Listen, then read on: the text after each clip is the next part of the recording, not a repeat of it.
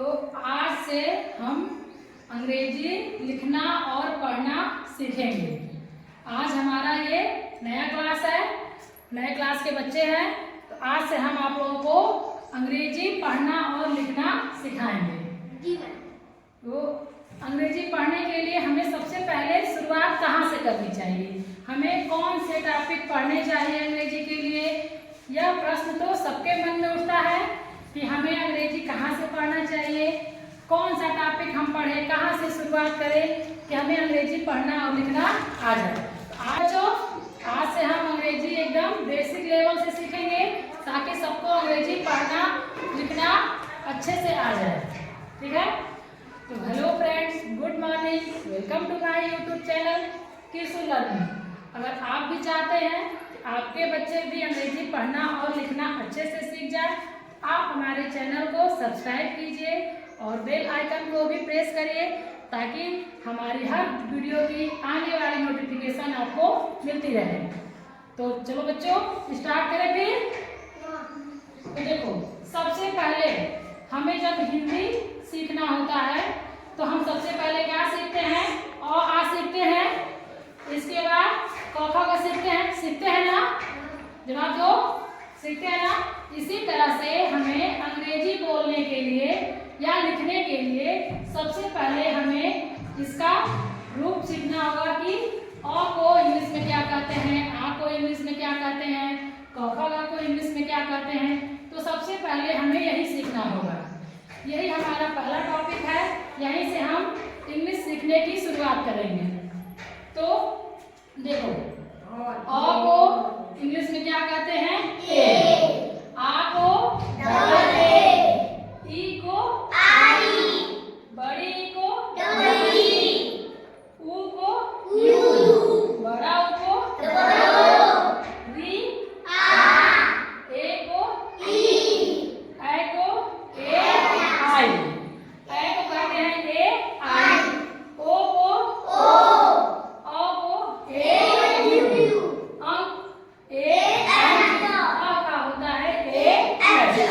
ये तो हो गया हमारा स्वर, जो जिसको कि हम हिंदी में कहते हैं स्वर। ये अ आ ई जो है स्वर, इसको इंग्लिश में कैसे लिखते हैं, कैसे पढ़ते हैं, ये हमने नीचे लिख दिया। ठीक है, इसके बाद देखो क ख का है।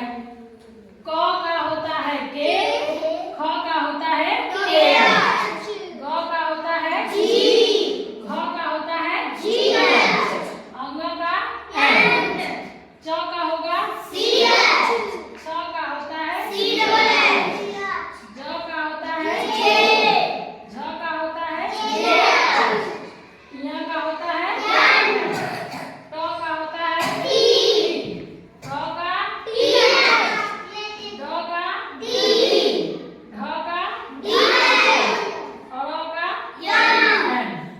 इसी तरह से देखो, जो ट से अ तक का जो है सेम वही चीज होता है क से लेकर के न तक का।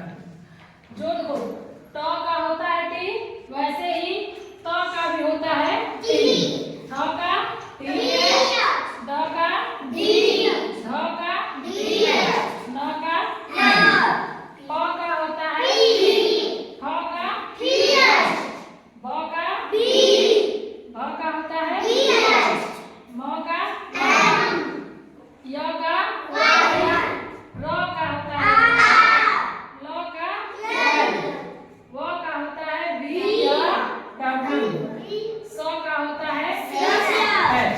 अब देखो, व का होता है वी या डब्ल्यू, कहीं कहीं वी लिखते हैं और कहीं कहीं डब्ल्यू लिखते हैं। तो ये क्यों लिखते हैं इसको हम आगे की क्लास में देखेंगे। इसके बाद होता है मूर्धन्य स। मूर्धन्य स को कहते हैं एस एच, स दंत स को कहते हैं या छोटा सा कहते हैं, इसका होता है एस, ह का एच, छ का के एच, त्र का होता है टी, और ज्ञ का होता है वाई। इतना ये बेसिक चीजें हमें याद करनी होगी। ठीक है, सारे बच्चे इस बेसिक चीज को याद कर लेंगे। ये हिंदी वर्णमाला का अंग्रेजी रूप है, इसे हम अंग्रेजी में कैसे लिखेंगे, कैसे पढ़ेंगे। अगर ये सारी चीजें याद हो गई तो इसके बाद हम क्या जैसे हिंदी में 12 खड़ी होता है ना, मात्रा लगा के हम लिखते हैं, वैसे ही इंग्लिश में भी होता है 12 खड़ी। उसको कैसे लगाया जाएगा, कैसे लिखा जाएगा, इसको हम सीखेंगे अपने अगले क्लास में।